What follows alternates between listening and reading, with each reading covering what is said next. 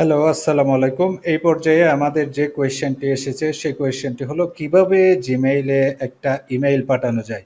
So এইটা মনে হতে পারে খুবই সিলি কোয়েশ্চেন, তারপরও এইটা একটা কোয়েশ্চেন এবং অনেকেরই অনেকেই জানেন না হয়তো কিভাবে একটা ইমেইল আপনার পাঠাতে পারি। সো কি খুব ইজিলি আমরা একটা ইমেইল পাঠাতে পারি, এইটা আমরা দেখে নেব কিভাবে পাঠাতে পারি। সো আমাকে প্রথমে জিমেইলে লগ ইন থাকতে হবে।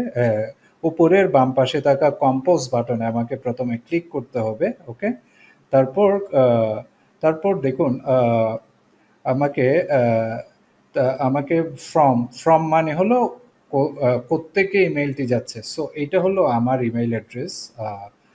This is my email address. So আমার এখানে ইমেইলটি আমার অ্যাড্রেসে ইমেইলটি কি হচ্ছে, ফ্রম মানে কোত্থেকে যাচ্ছে, এইটা আমার ইমেল অ্যাড্রেস, আমার ইমেল অ্যাড্রেস থেকে যাচ্ছে।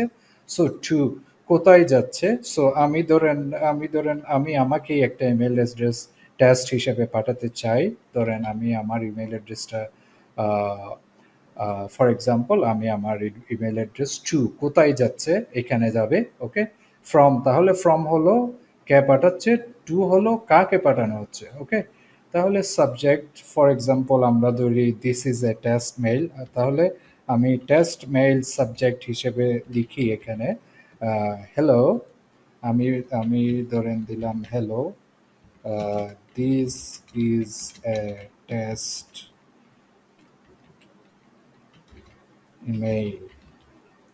তাহলে আমি আমার নামটা দিয়ে দিলাম। ওকে, সো আমি আমার নামটা দিয়ে দিলাম এবং বললাম যে this is a test email. তাহলে আমি এখানে প্রথম রিকোয়ারমেন্ট হলো কোত্থেকে ইমেইলটা যাবে, এইটার অবশ্যই ফিল আপ থাকতে হবে।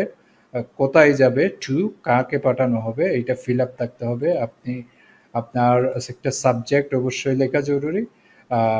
সাবজেক্টটা না লিখলেও মেইলটা যাবে, তবে আপনার সাবজেক্ট লেখা জরুরি। ওকে, আপনি কোন পারপাসে কাকে মেইলটা পাঠাচ্ছেন। সো যাকে মেইলটা পাঠাচ্ছেন সে যেন দেখার সাথে সাথেই বুঝতে পারে যে হ্যাঁ, আমাকে এই কারণে মেইলটা পাঠানো হয়েছে। সো আমি একটা টেস্ট ইমেইল আমি এখানে পাঠাচ্ছি। তাহলে আমি যদি সেন্ড ক্লিক করি তাহলে আমরা একটা ইমেইল এখানে রিসিভ করেছি। এই যে দেখুন, টেস্ট ইমেইল মি মানে আমি।